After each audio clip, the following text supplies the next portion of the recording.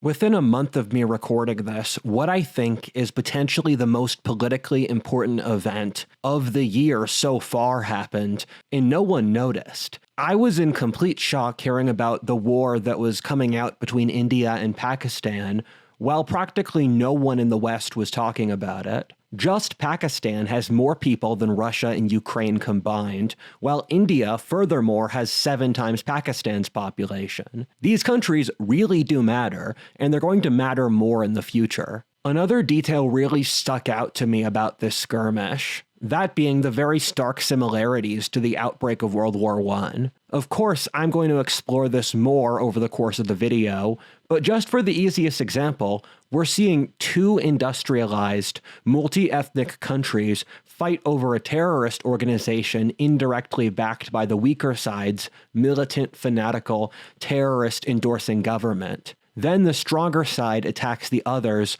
with shelling to cleanse their insulted honor. Is anyone else seeing shades of Franz Ferdinand here? This video is going to be fun since it's a character study of an entirely different region of the world, one which operates under completely different principles from the West, but is also timely to how we understand the world. Frankly, it's just a breath of fresh air not to have to talk about the West's ideological mental illness, which overshadows every element of life here. Now, on to Kashmir.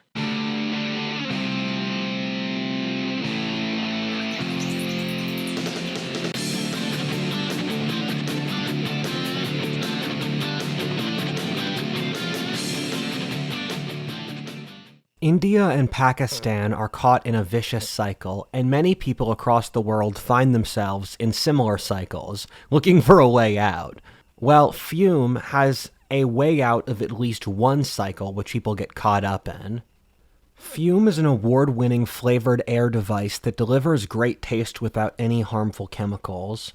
Instead of inhaling vapor, you simply breathe in natural, non-toxic flavors that satisfy the craving without the downside. So whether you're looking to keep your hands busy or curb an urge, Fume's premium wooden design is built for both flavor and function.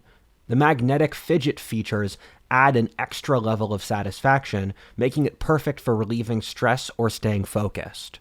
Fume feels great in your hand and is easy to take anywhere, whether you're at work, traveling, or just relaxing at home. My go-to flavor is crisp mint, because it's super refreshing and keeps me feeling sharp throughout the day, but Fume offers tons of different flavors, so there's something for everyone. For a limited time, if you order the Journey Pack using my code WHATIFALTIST, you'll get a free Fume topper, an awesome accessory to level up your experience. So click the link or scan the QR code on the screen. Over 500,000 people have started their journey away from nicotine. Start yours today. Part 1. A Note on Research. When I was 16, I read 1984, a science fiction novel about a society in which Britain is basically an Occidental North Korea. It's a masterclass in world building, and as a person who's read a lot of Marxist history, George Orwell is really absolutely brilliant at illustrating the nature of communism through a science fiction world where they gain total power. Keep in mind George Orwell was a professional Marxist for a while who fought in the Spanish Civil War, and through seeing the brutality there, he became disenchanted with communism. 1984 is a horrifying picture of what a world would look like where the communists get to totally win. Upon reading it as a teenager, my thought was, I need to die before this happens. In other words, I would rather die than live in this kind of society. That the moral thing to do would be to abort this new civilization ASAP. The scary thing I saw through it is that there are very, very many things that George Orwell wrote into 1984 that have actually come true. One of which is the complete ideological blur of information about the outside world. Researching this topic really hammered this lesson home to me, and I thought I needed to share it with you folks. There's this really good line in 1984 that goes, "We were always at war with East Asia. What that means is that the information of the actual geopolitics of the outside world has become so blurred by propaganda that it's impossible to even know who they're at war with at any given time. This is to cause the public complete disorientation. Britain, part of the Oceanic Empire, was always at war with East Asia, and then a month later they're at war with the other great power, Eurasia. The state immediately backtracks to say they were always at war with the other country, while in reality they were allies only a year or so before. This is stuff that happens today, and I was horrified when I saw as a teenager when the left backtracked on loving and hating Comey 4 times based upon the context of the Russiagate propaganda campaign they were trying to do. Or people forget the Trump administration developed the COVID vaccine while at the time the left was against it, but when they were in charge, the sides flipped with no recognition that this is what occurred before. The reason I bring this up is that in researching this topic, it taught me some pretty horrible implications as to the accuracy or our ability to even get information from around the world. This was such a hard topic to research that it makes me question what's actually going on now in different continents. In trying to find information on this topic, which is ostensibly incredibly important to the world, I found the vast majority of news sources were not covering it at all. I only found a handful of news sources that even mentioned it at all, with most of the mainstream media not talking about it. Please correct me in the comments if I'm wrong here, but I checked across a bunch of news platforms to only find 1 or 2 in the West which spoke about it, while a few more picked up information from that few, which they covered a few days after the event already happened. The other thing I found as well is that there's no objective narration. The Pakistanis and Indians both have their own narratives, of which the Indian seems to be by far the dominant one in the West as far as I can tell. This is since India is one of America's strongest allies these days, which we can see with Vice President J.D. Vance's recent trip to India right before the war. This would suggest to me that his trip was the U.S. giving a sort of thumbs up for the war, as well as probably strategizing how India provides America's balancing ally to China on the Asian continent. The thing here is that India is not directly attached to the US media's self-interest, at least as far as I can tell. And so the fact that they're not talking about this means that the media isn't just terrible on things where they're incentivized to be biased. They're terrible on everything, even things completely unrelated to what they're supposed to care about due to their self-interest. And I find this with China as well, where the mainstream media will not talk about China and the horrible things going on there, or call out the CCP. I find this ostensibly strange, since China is our enemy, and you'd think that these big tech companies, which are working with the US government, would see hurting China as part of the US's innate grand strategy, but you find the opposite. I'm sure there's at least one foreign policy source I'm not finding here to get this kind of information better, and please tell me what that may be in the comments. The main source of things for this type of knowledge is foreign policy magazines, but these tend to be a few months late, which means they can't cover on-the-ground stuff like journalism would.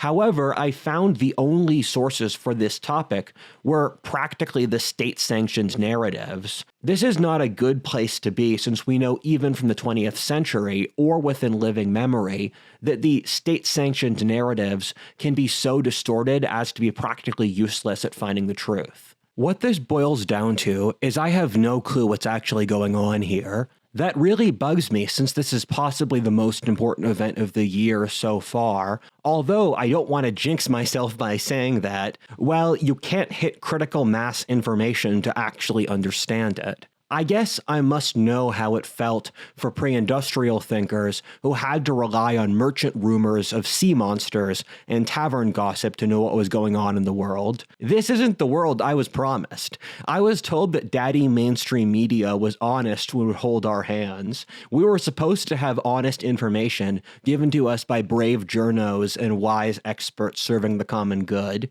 None of that was true, but it was nice to believe. Now we must face the greater uncomfortability, the lack of certainty that's always the case with the truth. What this means, in short, is I want you to know that you should trust the news even less than you currently do, especially so as it pertains to foreign events, which is something I've been tracking for a while. The two countries which I periodically study, even more so than America for current news, are China and Britain, both of which do horrifically dystopian things on a daily basis, which the American public doesn't know about. Secondly, I periodically hear horror stories coming out of the rest of the world. Human rights abuses in Brazil, Germany, state collapses in Africa, or some industrial nation on the verge of bankruptcy. Practically none of this gets into the American press, and even less so, the American collective consciousness. Sure, the news might say there's some instability in Germany or South Africa, but they'll underplay it as much as possible while putting it deep into their websites, which no one under 60 will read. This stuff barely ends up online ever, and I want to make clear that the internet is not an accurate representation of human knowledge. Most of the very most important information is not on the internet, either since it's been scrubbed by the authorities or it never left a book in the first place. The internet is more controlled and manipulated than you probably think. The real world we live in is probably a lot more chaotic than we believe. The media and the denial of the public consciousness puts up this comfortable facade that things are okay now, focusing on menial things Trump said or some celebrity gossip, while insane things are happening across the whole world. I only look at cable TV when I'm at the gym, and I have to look up at the screens they have there, and I'm always shocked at how petty and gossipy the mainstream media is. It's disgusting. You know, people didn't know about Hitler, Stalin, Mao, or the Khmer Rouge in the general Western public when they were going on. The internet hasn't really connected the world and all the propaganda that they said would happen within living memory. On top of this, India is a democracy, but I would not call it a free country. Narendra Modi, who is a complex figure who, as far as I can tell, has governed India quite well on a balance sheet, is known for several human rights abuses between the massacre of several thousand Muslims, which occurred with his support when he was the governor of his home province of Gujarat. His ruling party has been known for significant anti-Muslim discrimination, as their raison d'etre is anti-Islamic, who has been Hinduism's greatest enemy for the last 1,000 years. On top of this, we've seen the persecution of journalists and cultural figures opposed to the BJP's rule. India today is a highly patriotic society, much like Europe a century ago, and even in completely free societies like Britain, France, or America during the World Wars, there was significant control of the media just through implicit social understandings to not say things that would make your country look bad. However, Modi's government is not as understanding as those nations, with, for example, periodically banning Wi-Fi in the contentious province of Kashmir, where India is known as the world's leader in shutting the internet down. Critics of the regime have been silenced or faced with legal charges. What I'm saying here is that our only real source is from India, and that's not very trustworthy information. At the same time, Pakistan is dramatically worse than India in this regard. This is an opening to talk about the kinds of societies which wanted a war to prove their national vigor, or to look at the similarities in World War I Europe and modern South Asia. Part 2, The Great Industrial Wars. I was obsessed with China when I was a teenager. That was since all the authorities told me that America was a declining power, while China would replace us. It horrified me that the American elite seemed practically reconciled to this fate, with no comprehension how horrifying and evil a world run by communist China would be. I only saw apathy and thought that my generation's duty would be to fight China. Thus, I should try to study the enemy in advance in order to shadow box the future rivalry. I also went to a school with a lot of Chinese people where I wanted to learn how their culture was different from mine. When I was a teen, I wanted to be a strategist for the US government, while I later realized that due to my skin tone, age, and sex, that would be impossible. I read like a dozen books on the topic to try to understand how China worked. That's a separate video where I'll have to talk more so about that in the future, given so much interesting is going on in China that practically no one talks about. In some ways, China is more interesting than America now. However, in my studies on China and its geopolitical aims, I kept finding similarities between Asia today and Europe around the start of World War I. To go through a few of these, one of the big ones is that between these two, you have a multipolar political system composed of various nationalistic countries with different interests tied together by large transcontinental alliance networks. That there was a huge amount of tension across the region, with lots of people smoking around a huge pile of gunpowder, that if something wrong happened somewhere, that it could spread very quickly over very large dimensions. That things nearly went wrong enough that if they would keep going, something would have to happen at one time or another. The public generally never hears about foreign policy, a trend which I noticed back in high school and has only recently gotten vastly worse. Accurate information on things going on around the world is nigh impossible to find today. The managerial class treats foreign policy as their own private fief, which the public should be kept away from ever thinking about, so our viziers can govern us wisely towards social suicide. However, the world today is split by two great alliances. The first is America-based, which for literary irony I will call Oceania, or the Anglo-Saxon state in 1984, and I'll call the other Eurasia, another great empire in 1984. India, Japan, South Korea, the Gulf Arabs, the European Union, and the English speakers are allied. China, Russia, what I call colloquially the former Mongol Empire, alongside Burma, North Korea, Syria, and the Stans in Pakistan, are also united as allies. This means that if one of these countries gets attacked, it has the potential to spark a trans-Eurasian war, something which I've spoken about before in several videos. When historians have gone back to look at the world wars, they tend to treat them as an inevitability caused by the social instability from the Industrial Revolutions. A necessary tragedy, and I would tend to agree. Europe had so much tension built up that they needed a lot of changes that did not happen, and the only way they could was through a large war. I think it's similar to today in that too many things have needed to happen but have not, so when change comes, it will look like a flood. The Industrial Revolution caused mass disturbances in both Europe and Asia, which meant that a war was needed to reset the social structures for these new realities. In both Europe and Asia with the Industrial Revolution, you saw antiquated government systems from the agricultural age, whether monarchies, military dictatorships, or Maoists, that could not rule under a wealthier, better educated, and urban public. On top of this, the emergence of a new industrial middle class creates a sense of national consciousness, which as it flowers, grows to enormous proportions. Westerners have no concept how nationalistic Asians are. It's frequently even more insane than World War I era Europe.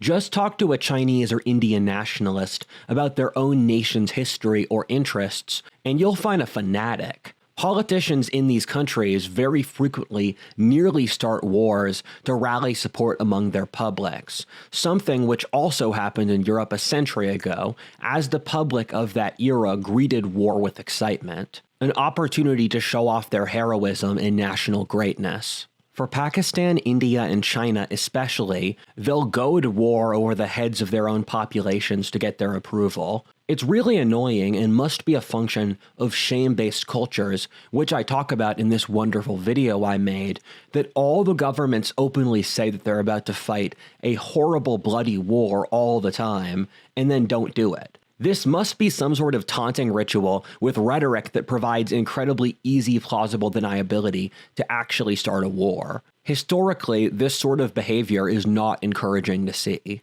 It's very similar to the July Madness when World War I started, in which European youth would party for an entire month at how excited they were about going to war. I want to emphasize this since it shows how much social trust has collapsed in the West over the last century. Men were sad and would have identity crises when they weren't allowed to fight in the world wars. Minors would lie about their age to fight in the army young, and there was a universal love of nation in that time period. Today, that's completely unimaginable, but it does show somewhat what Asia is like today. Let's not forget this, since Asia will become our greatest rival at the current rate. Let's not let them overtake us with their greater energy. South Asia has a very low average age, much like World War I era Europe. Historically, young populations cause wars since the nation is pulsating with so much energy. This is probably why a war like this is treated with excitement in South Asia, while I have not seen a similar dynamic in East Asia. The Chinese government has been rattling their public for a war against Taiwan, Japan, India, and America for years, and what I can tell from my faraway look is this has been met largely with cynicism by the Chinese public. East Asia is an old place, with higher average ages and lower birth rates than America. The Chinese public may start a war, frankly, just to kill off the excess young men, because Chinese Zoomers are really struggling, read the text wall, and as an excuse to gain totalitarian power over their own public. However, if they do so, it will be a profoundly tragic decision, unlike India, which, since it's younger, can afford to lose young men, for now at least. The population bomb strikes everyone, even India and Africa. India and Pakistan also have significantly more young men than women for comparable reasons as China, even though India is worse than China's famous case of this. Due to the way Asiatic societies work, families will prioritize male children over females to carry on their clan lines, which is a normal cultural trait that goes back thousands of years in Asia due to hard times. However, what this means is that both India and China have downwards of 50 million excess men versus female population, while both are witnessing the same mating crisis as the West. This doesn't even include the other things like hypergamy or issues with dating apps, which China shares with the West. I have friends in Saudi Arabia and Afghanistan who tell me that arranged marriage markets are as fucked up as dating is in America. In Afghanistan, it's impossible for men to afford bride price even after working for years in wealthier Iran. This means that the incel war analysis I've spoken before about inside the West also applies in Asia, frequently even more so. I've spoken in several previous videos about the potential for a third world war. I'm going to ease your mind a little here by saying that as of now, I don't think we're on the verge of World War III. Each of the great powers has their own internal issues and things that stop them from having their full ability to wage war, that I think you couldn't get all of them to wage a world war. However, I still do think we could have large or regional wars. For example, I think that the Chinese and Indians could have a war, which we keep seeing scares for, but haven't come to fruition yet. In that case, America may try to get involved in said war, which would cause a world war, with another comparable option being Taiwan as a flashpoint, but I frankly think if America tries to fight China, this would just cause a state collapse here.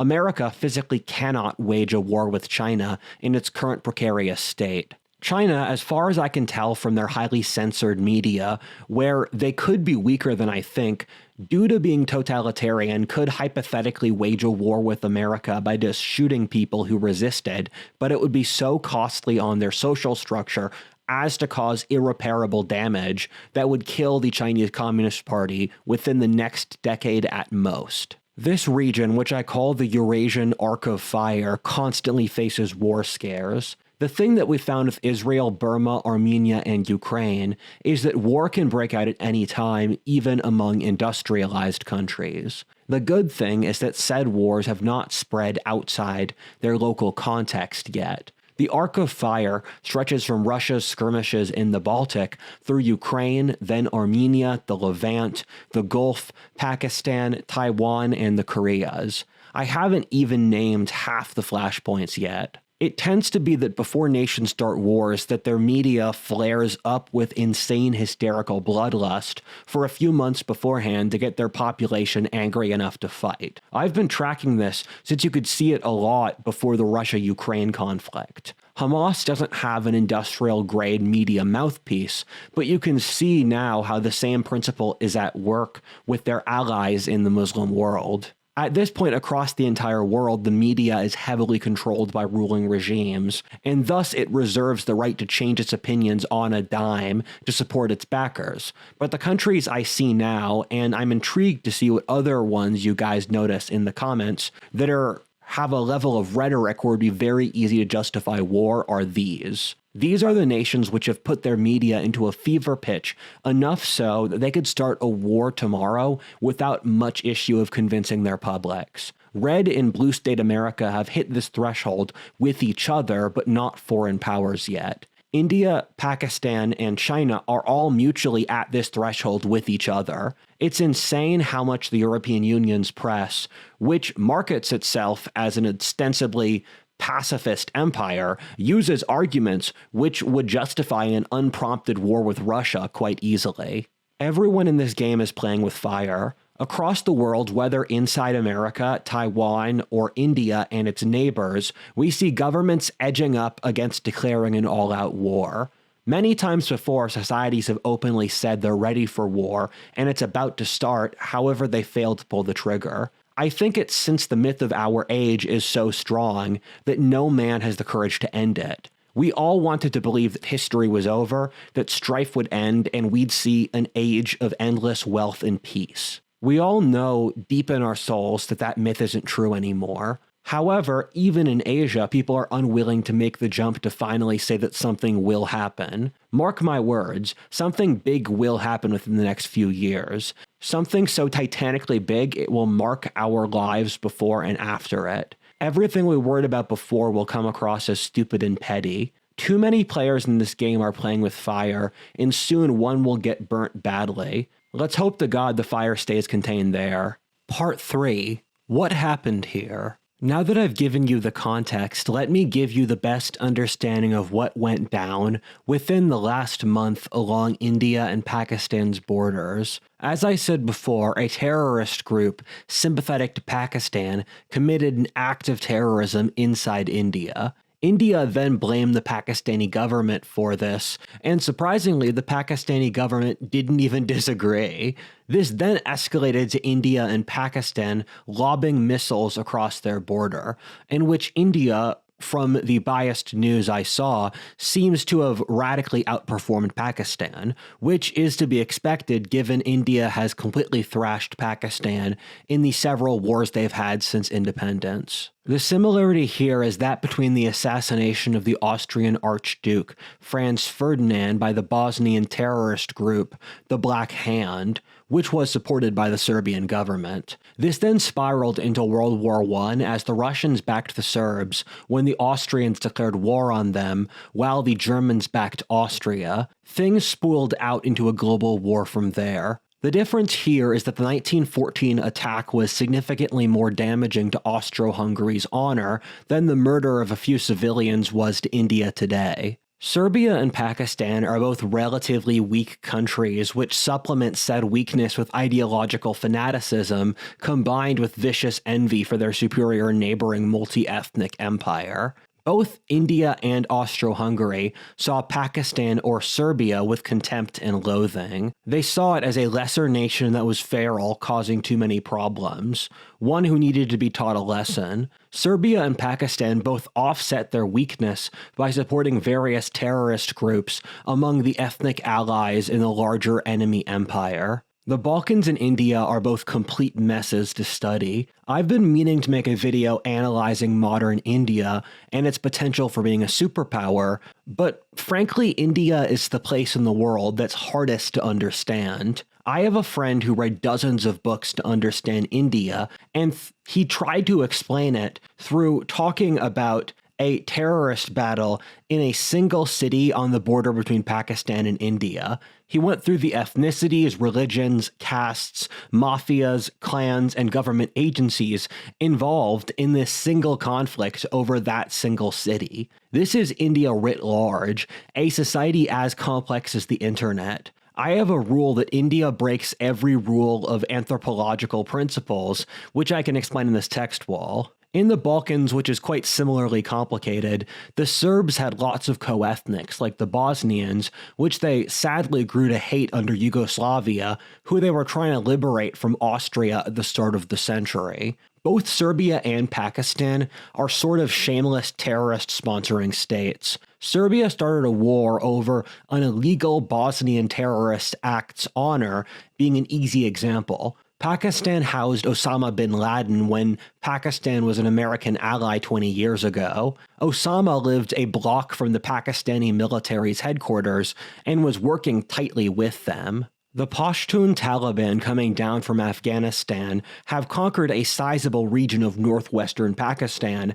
and the Pakistani government's been incapable of dealing with it since they are fundamentally dependent on radical Sunni Islam, the same as the Taliban, as a way to unify their highly ethnically diverse population around something, while their ruling class has been a complete failure since independence. Thus, their ruling coalition can't unify around kicking the Taliban off their own land, since too many are sympathetic. Not a single Pakistani president has finished his term of office since independence. The funny thing is that leading up to independence in 1947, the British were completely assured that Pakistan would become stronger in the time after. This was since the British worked closely with the Muslims in their conquest of India, given the Muslims were India's earlier conquerors and did have a genuinely higher level of civilization. However, since independence, India has completely surpassed Pakistan on almost every level.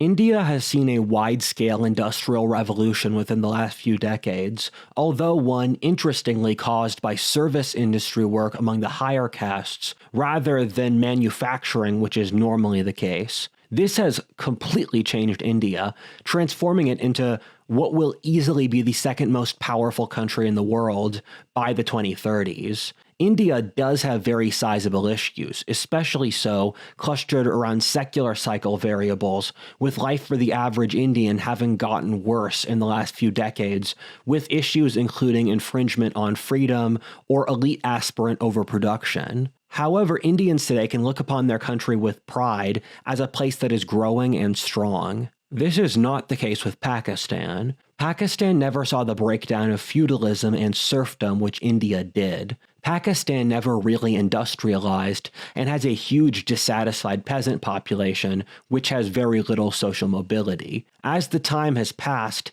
India has surpassed Pakistan in nearly every regard, with India's economy taking off as its government gains greater ability. I'm frankly in complete shock that Pakistan survived this long. I would bet that the average Pakistani is having trouble putting food on the table now, as Pakistan is one of the most foreign food-dependent countries on Earth. India's ruling party, the BJP, are Hindu nationalists who passionately hate Pakistan, which is also returning the sentiment in the other direction. For both Pakistan and India, they are ethnically diverse countries to an insane degree Westerners can't really understand, and these are artificial countries made by the British that have not done that much nation building. I like to say that, partly since I love seeing the Hindu nationalists froth at the mouth. It's fun. Thus, both India and Pakistan use the other as an enemy to combine their own coalitions, which barely hold together as is. Thus, they have an incentive for war. What we saw here was that after the terrorist attacks, the gradual escalation between India and Pakistan kept going. Lots of people at the time brushed this off as normal business, but I've been following this region for a while, and this is significantly greater than any earlier scare I had seen. I knew that this was different. In this regard, I was correct in that we saw India, for example, bombing the entire axis of Pakistan, which is a pretty big country. I saw a pretty big red flag when the Indians bombed as far south as Karachi, or Pakistan's enormous cosmopolitan seaport, as well as Islamabad, the capital, and then up in the north beyond Kashmir, which is under an Indian control now. This shows a degree of escalation beyond what we've seen before, in which when these nations aren't serious, they just attack their troops a little bit around the border, which is normally enough to rally their own populations. This signified to me that they planned on going for the jugular of Pakistan as a society, not just the borderlands. 5 years ago, when I was still a college kid and barely an adult, I predicted that India and Pakistan would have a war over their water supply and that India would cut off Pakistan's water supply. This was obvious to me at the time since it was clear that India would not have enough water for their growing industrial populations, while they could also screw over their worst enemy, Pakistan, which is killing two birds with one stone. This just recently occurred with India cutting off their shared water treaty with Pakistan over the Indus River. The Indus is one of the most historic rivers ever, bringing life to an otherwise parched desert, and much like the other river valley civilizations, being a base for a strong and advanced Bronze Age civilization, that being the Harappans. The Harappans were actually the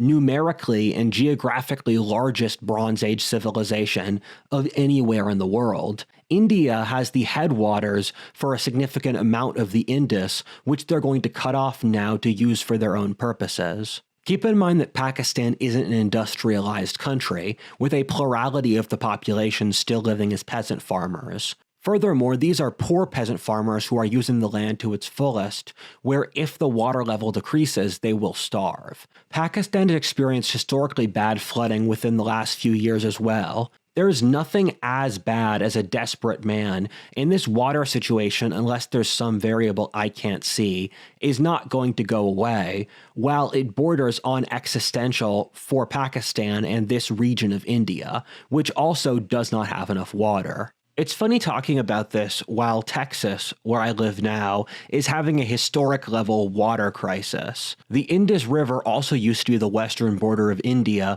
against those they called the Yavanas, or Westerners. It would not surprise me if India is buttering itself up for the potential conquest of eastern Pakistan. We forget this in the West, but lots of countries today want to conquer their neighbors, while we ourselves are strange outliers for caring about peace. If Narendra Modi conquered Pakistan, which would totally be doable on a purely material basis, he would be seen as the greatest Indian president. India would secure its western flank, grow, wipe out its greatest rival, while returning to its organic pre-industrial borders. However, such naked aggression is not tolerated in the current Pax Americana UN world. Said order cannot last more than a few years at the current rate, and I think the Indians know that. One of the predictions I made a few years ago, which I forgot about until it occurred recently, was the rebellion of Baluchistan. In the context of modern Pakistan, an imperfect coalition of various ethnicities based predominantly around the Indus Valley, the Baluchis have gotten the rotten end of the deal. The Baluchis are in the desert out by Iran, and their region has significant natural resource deposits. However, none of the money from said resources are spent on them, with Baluchistan being the poorest part of Pakistan. The Baluchis are pushing for independence now, which is a sort of bellwether for Pakistan's weakness since Baluchistan is a de facto colony of the east of the country. If India does end up taking Pakistan east of the Indus, then the rest would be taken up either by the Taliban coming down from the Afghan mountains, which is already happening, as well as Baluchistan's independence. However, now I have no accurate information as to the nature of Pakistan's internal strength. They've made it this far, and thus I'm not inclined to believe they will collapse this year. I wrongly predicted that this war would spiral and get larger. I admit I may have a bias towards calling my shots too early, but for events like this, you tend to find that once you hit critical mass players, you can't stop a process that spills outside their control. India and Pakistan both publicly state multiple times that they were about to have a war, completely destroy their enemies and enjoy it. They exchanged fire over major cities and skirmish, but it then stopped. It's funny people like to default onto the nothing ever happens school of thought, which will be such an embarrassing opinion a few years in the future once something inevitably does happen. However, I can't distinguish in the early stages a war like this not starting versus a war that genuinely does start like Israel or Ukraine. I think this time India and Pakistan tested the waters, saw that their populations were ready for this, but then assessed that the global order had not deteriorated enough for it. I think both sides want the global order to be even more unstable so that they can fight this war under a cover of plausible deniability. From everything I've seen, this is a situation in which a war will occur, but not today. Let's check back on this in a few years to see what happens.